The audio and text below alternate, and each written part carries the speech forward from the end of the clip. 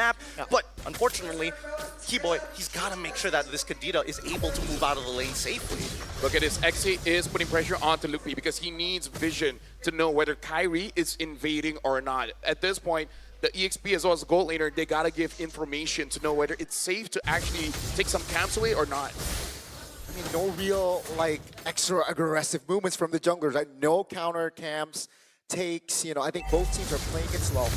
Very, very slow. We look at the emblems as well. Common emblem for the Uranus, no surprises there, but making sure that RX is able to get into position to fight. Skylar should be okay. He's got Flicker, so he gets out of there no problem, but I'm more worried for RX, right? He's deciding to go for, he's trying to make sure that he has Festival of Blood to survive these fights early on if he's able to get the assist, and that's the big thing. When is he going to find that? I also saw a rupture on Xe here, so it does look like they are trying to balance this out to make sure that in the early game, Xe as well as Kazuya can deal the damage. Late game, hope everything on RX. So far, Top 9, that's gonna be Shadow Kill pops. That's first blood for Kazuya. That's textbook in the mid lane. Onyx trying to find compensation. Great disengage there by BGT, 1-0. yeah. Mlbb did not want to risk failing the Flicker out of Ogi Shadow Kill, but now Wacker is doing great. Oh, never mind. Oh, that's the first damage from Sans. They have recovered now. Keyboy taking a lot of damage. Identity finds an angle to take him down, and that will be the green light for Bousquet to take the turtle, no problem. Xe tried, could not get the ball, but I think it's still good. But and this is how Bousquet really should use the draft, because this is all about we trying to do everything that we can to make sure that you are denied of certain farm, and they're doing it quite well. But I do have to say, Onyx ID, they have ways to counter. So Kazuya just really has to be careful playing around Keyboy. As long as Keyboy is not there, it's probably all Bousquet.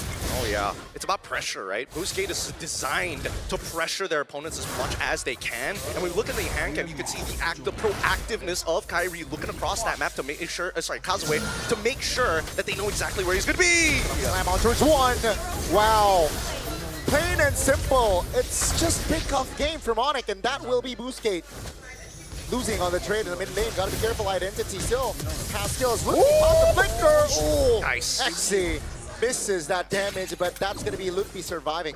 Really good stuff. Really good stuff here. Now, Xe, at the very least, he's gonna have some pretty decent damage in the earlier stages of the game, right? He's getting a lot of it through his raw stats and as well as his emblems, but he's building up to that War Axe. Now, the question is, what does he do after that War Axe, right? Because a lot of the conversions are HP base. So if you have more HP, you do more damage in your Lightning form. If you have a lot of damage, then you convert it into max HP into your Cloud form. And that's the real question, because I feel like this team needs a tank more than it does need a finisher.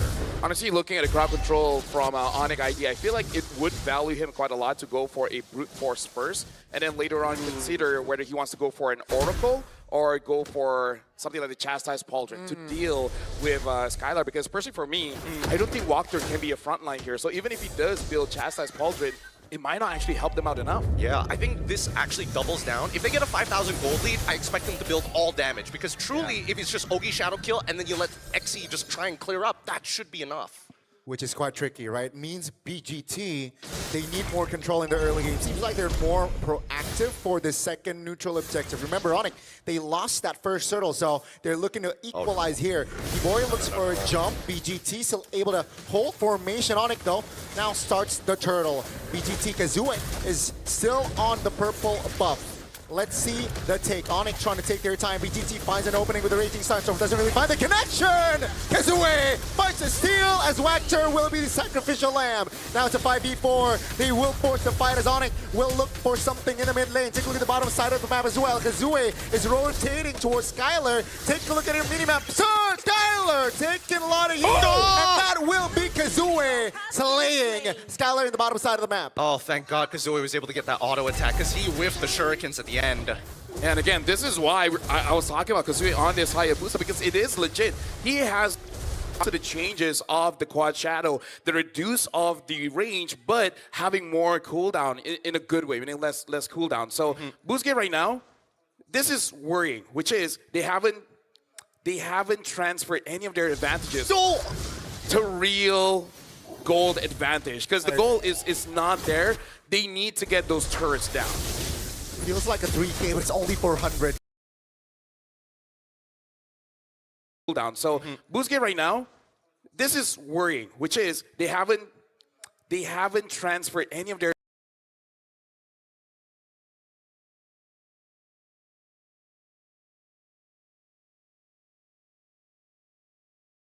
advantages. So down. So Busquets right now, this is worrying, which is they haven't transferred any of their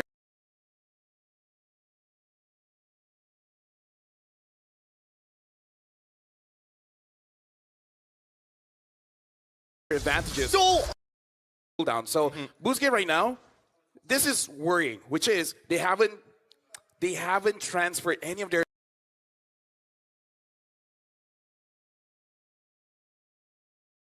yeah, for sure. But hold on, I actually have to hold that one.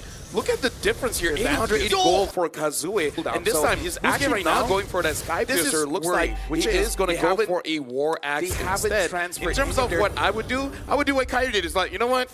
You're done. I'm out of here. And 1,000 gold on the Goldinger as well. Yeah, for sure. But hold on, I actually have to hold that one. And look at this is something that you're 880 gold on earlier, which is time he's actually right now going for that Sky Piercer. Looks like when he is going to go in. Not saying it's over just yet, but hey, Busquets, that momentum from Wildcard is carrying over here in the Swiss stage. I think right now the biggest difference that we're seeing between Onyx ID and Busquets is the fact that Busquets are just actively moving across the map. They are doing a lot of actions in the map. Executions. Onyx ID are thinking and responding. And you can clearly tell when those moments happen, right? They're a little bit slow to actually catch the wave, but when they make a decision, you can see that it's an executive decision. Everybody's able to move as one. And I think right now they're waiting for that one moment that Busquets just drops the guard for that full wipeout. Yeah. Especially around the Lord later on. Speaking of players go, RX, Kazue, Xe is top 3. Kyrie is following up, but again, the difference between him, Kazue, and RX is a bit too big. Now, the thing about Busquets, the scary thing is they scale as well. And personally for me, a scaling carry and a scaling Claude, I'm actually more afraid of the carry. Yeah. Because even if Claude has that Wind of Nature, it really doesn't help much. Yeah. True damage. I don't know why they categorize it so differently. I wish it was more uniform, but hey, that's just the game, right? But BGT, you can see that the Riverline, especially when they are moving as 4, they just dominate one quadrant of the map. And as soon as they move to the other, that's when Kibo and Sans have to make choices. Great calculations there, but yeah, you can see here BGT just applying a lot of pressure. They want to use this 3K to his utmost advantage, right? And they're expected to fight. Oh, that's a Tsunami Slam. That's going to be the revive in the back. Lexi finds the connection, and the formation of Onyx is dismantled. Kazue finds a kill. It's a 5v4 now. RX joins, but it seems like BGT's call. Let's take the turrets down. I was about to say we just saw a big power spike for Xe because now he has that brute force, making it so that he can engage and he can get out. And that's what we just saw in the mid lane. I mean, it's not like he was like CC immune or anything, but he is but one tanky boy. What a counter engage here. And I'm surprised, out of all people, Identity walks away with majority of his health still intact. Yeah, and taking that rough waves coming in from Kadita. Yeah. Not as much damage as the original Kadita coming in from Sans, but it was more than enough. In terms of goal differences that we're starting to see in this 4.5K, RX already complete, Skylar half a component away. Yeah, they got to be aware of that. But, you know, got to keep it.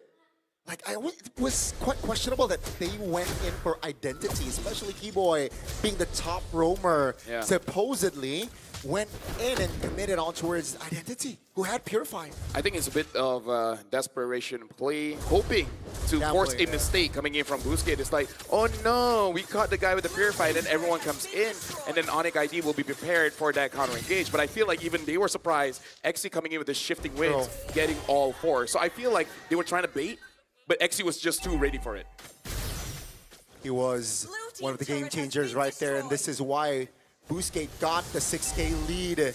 Now they want to apply pressure in the mid lane. Will they look for a fight? I don't think so, right? They're happy in taking the turret down. Onyx, though, looking for a defense angle. Will be trying to distract. 4 members is on him.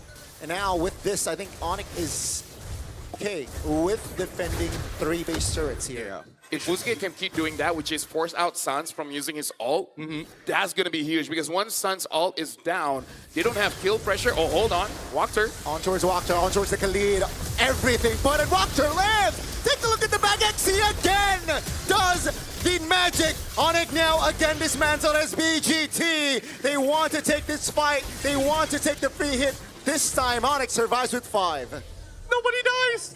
Nobody dies. It's just a trade of battle spells. These plays are going to keep on happening. Now we see that the Guardian Hell is in the process of being made by Xe at this point. He knows exactly what he wants to do. But what's scarier is that Kazuya has already built into the Malefic Roar and is going into the Endless Battle. And with the Winds of Nature done by RX, this is why they have the green light. Let's fight. We need to force something. Look at the difference here. 2,000 for the EXP, 2,000 for the gold lane. Yeah. The side laners of Boosgate is winning by a lot because their jungler is almost 1,000 ahead. Speaking of, Kazuya has a lot of penetration items here. You got the Hunter Strike, you got the War X as well as the Malefic Roar. At this point, no one from Onyx ID is tanky. Yeah, and Lutby only has just components, right? With only Oracle and his boots being the only completed items. Skylar now finally getting the util, but still doesn't have the completed Trinity just yet.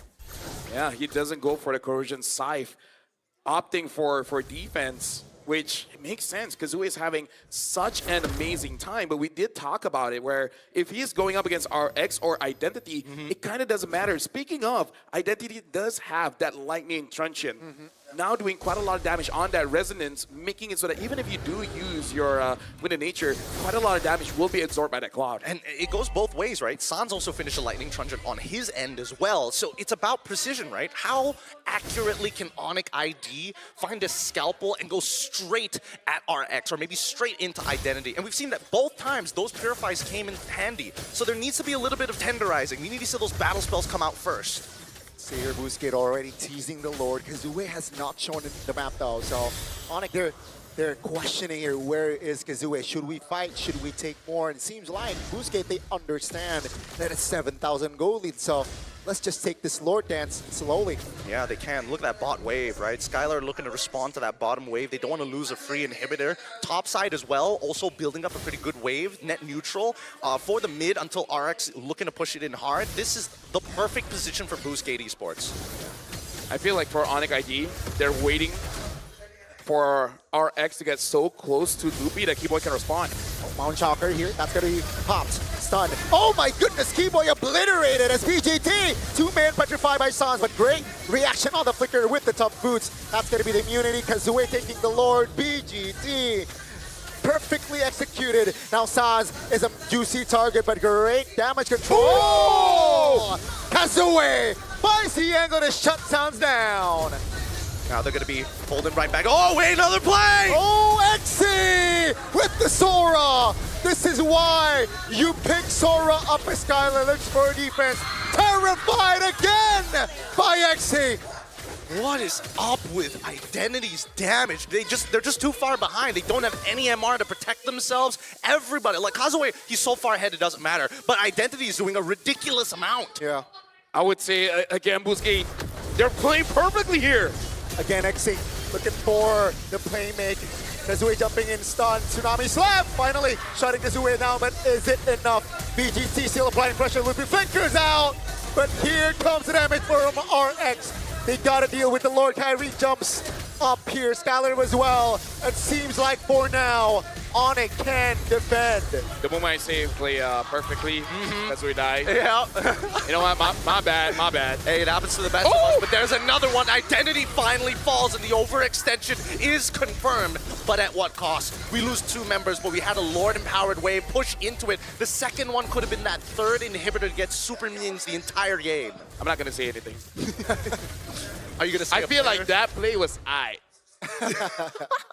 Could be better. That's a safe word. That is a safe word. But yeah, at this point, I feel like RX is not able to contribute enough, but he's doing his job as a goal laner. He wants to make sure that he is safe. Looking at the items here, having that Wishing Lantern as well. Personally, for me, I kind of feel like they have enough anti-tank items in their whole squad that maybe you could have done something else, but so far this does mean that Kyrie will actually be having a very hard time because there's no front line, right? So he wants to kite around, he wants to play around, but it makes it so that there's no distractions for him. I would say same as Sans. Like, they go in, and then no protection coming in from Loopy and Keyboy, they will be the next target. You're not wrong, but I think right now, especially for Boostgate Esports, right? when we're looking at the items, it's like, how much MR do you really have? We're seeing that, you know, the initiator tanks are all, and the peelers are now starting to get into the MR, but I think at least with the Wishing Lantern, you'll still do relevant damage, right? And I think that's why Identity understands, hey, RX, your job is to look real juicy. As soon as they try to go for you, me and as well as XE will peel them off, like almost guaranteed. There's no counterplay around that so far. Just to say, very interesting. Skylar's changing a bit the items here for the quad. Instead of going for the Corrosion Scythe, now he's actually opting for a Windtalker. So he went Demon Hunter into Golden Staff, Wind of Nature, and then having the Malefic Gun, and then now the last item is that Windtalker. So we'll see how this change of items works for Skylar. Personally, for me, I think he wants, as much as he wants to quote-unquote take advantage of the crit, even though he has Golden Staff, generally speaking, it's the movement speed that actually he wants. He wants to be at the right at the very edge of his blazing duet. Right. Keep the winner crown as well. Perhaps an outplay potential from Kyrie in this potential Lord fight. You know, being both junglers level 15 here, so it's an open fight. Top lane, though, definitely advantages from the side of BGT. They can't take their time here. That's a jump on towards Walker. Petrified everything. Put on towards Walker. It's a 5v4 now, but they have the items. BGT immunity. Oh! Again and again. Oh! This guy keeps playmaking for BGT. That's the blazing duet from Skylar, finding the double RX vulnerable, and Kyrie finishes them all. Oh man, Kyrie and Skylar look like identical twins at that 2v1 moment. Somebody was about to die, but their push and pull was immaculate to keep them both alive in such a terrible scenario. Either way, Onyx hold out against the damage. And this is great because that score has evened up 10-13 with a Lord already spawned. I'm sorry, I need an instant replay because I need to know, how did RX dealt 0 damage? I understand there's 3 members there. Maybe he was jumping onto everyone, but now Kyrie gets the Lord. Onyx ID with 0. Well, they have 1 defense back in base. They're turning things around. They really are. I really thought that the Corrosive Scythe would have opened up more opportunities to kind of slow down their opponents and, you know, maybe get a couple of eliminations on the way. But let's look at this replay one more time, right? How does RX actually get damage through? He's hitting Mlbb, right? He can't really do much about it. He goes over to Sans, and as he's walking up right here, where's the turnaround? The Blazing Duet comes out instantaneously, double wands being used, and then it was a 1v3. So really, he was just targeting one big tank and realized that there's just too many targets to hit. Actually, here's the thing. He was attacking Skylar for a while, and even though it doesn't hit because of the Wind of Nature, why does it look like RX is doing just no damage? Because he's swapping targets. He's swapping targets. It's like, oh no, Winds of Nature. I gotta hit the Yi Shin Shin. Yi Shin Shin jumps out of the way. Oh no, who am I left to hit? Uranus, and it's too late. Looking at the items, everything is fine and dandy. There's nothing weird. Yeah, definitely, right? Especially Holy Crystal already inside of Sans as well. Skylar will take the turret in the mid lane, and Onyx, they are not just equalizing here. Slowly but surely, they're actually taking more control in this game. They're looking to close it out right here, right now, ideally, right? Oh, no. Big knock-up, but no follow-up. Ludwig, though, terrified. Still has a flicker here for that Uranus, but that will be turret. The bottom side taken down. BGT now playing with 2 base turrets. I gotta say, RX gotta be careful. He got hit by Karita twice. Yeah, our hearts literally stopped. Oh no. We all thought it was over right there and then. But luckily Sans didn't even believe he hit it. He dropped it and walked away. He was like, oh, well. This is a Holy Crystal Kadita. She doesn't need full combo. She does threaten you. Boy, does she not. And now it's a matter of mistakes. How many mistakes can you make in this game? That will determine this best of 1. And better yet, it's about the trigger fingers, right? Wadker alongside of XG are now a little bit more, let's just say, a little bit more cautious walking up for those big engagements. And the same can be said about Keyboy and Sans. That's why precision is really the topic of this game. Yeah, that's going to be an angle. That's beautiful.